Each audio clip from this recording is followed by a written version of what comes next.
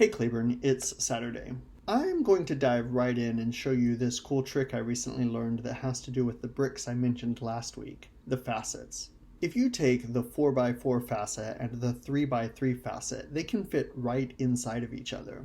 And then, if you add a single or double-sided stud piece with a bracket, you get a flush set of studs on top and some exposed studs on bottom. What makes this even better is that you can invert one set of facets, and now you have a pretty good distribution of studs on top and bottom. This is a stud inversion strategy I haven't really been familiar with, but works great for the space-oriented stuff I've been working on.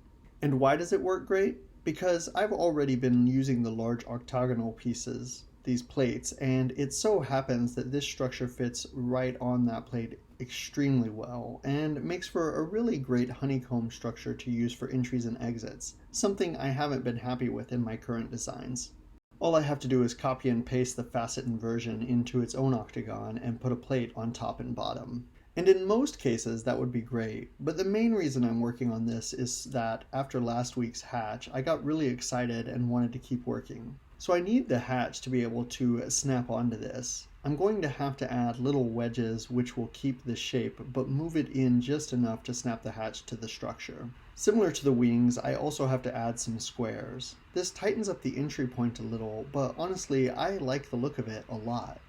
I do wish it weren't so awkwardly squared off on the outside, but I'm sure that's something I can work on later too. But now that that's done, I can just snap my hatch as is to the top, and now I've got a pretty good looking entry and exit way. I haven't mentioned it yet, but I don't think this structure is for the space station I'm working on. Something got me thinking about a travel capsule itself, so I focused on that instead this week. And Lego helpfully has these massive circular pieces to help complete the shape here. And then I added a little bit of color to it.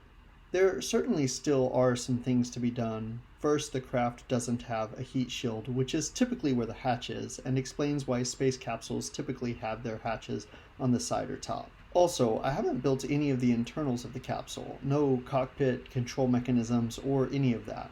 And finally, similar to the lack of a heat shield, this craft lacks the capacity to power and propel itself. It has no engine, which also traditionally sits where the hatch is. Claiborne, I'll see you on Tuesday. Claiborne and I are glad that we get to share our love of Legos with the internet. If you like our content, share your favorite video with a few of your friends, and don't forget to subscribe.